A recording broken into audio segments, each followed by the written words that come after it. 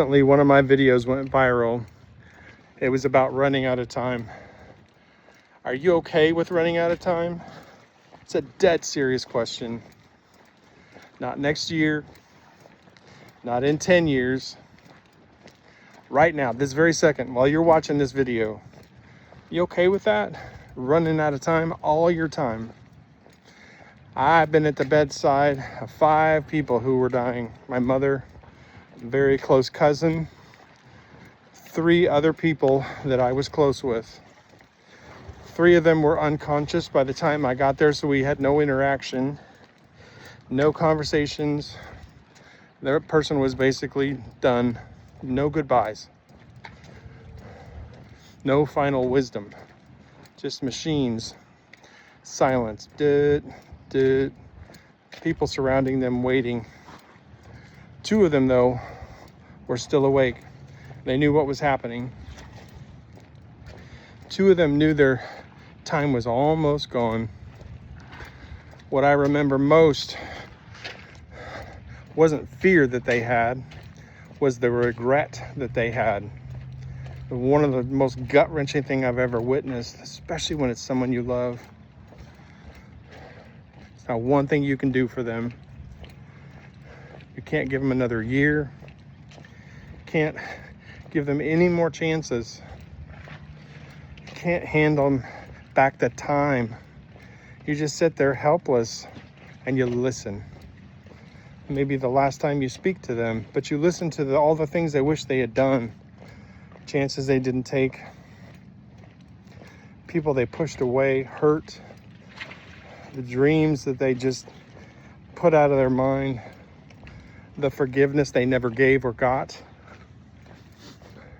the forgiveness they never asked for, and your heart is just broken. Not because they're dying. Both of the people that I knew were older. But then there you see they're realizing it's too late to change any part of their story. So let me ask you a question. If a doctor told you today that you had 1 month to live, not a year, not 5, not 10, 1 month, 30 days, what would you regret? Would you regret the weight you never lost, the trip you never took, the relationship you never mended, the apology that you should have said, the addiction you never confronted, the life you knew you should have built, just kept sitting on the couch? Because tomorrow is a dangerous word, one of the most dangerous. Tomorrow becomes next week. Next week becomes next month, next year. Next thing you know, you're looking back, wondering, where the hell did my life go? Here's the good news. You're probably not dying today. Nobody just handed you a bottle of pain medicines and sent you home to die. You're here. You're reading, watching this, you're breathing, which means you still have something a lot of us don't have: time. You still have time to walk.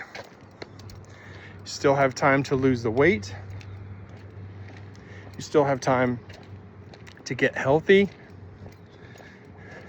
You still have time to fix the relationships you know you should. Still have time to put some money away. Still have time to find your sobriety.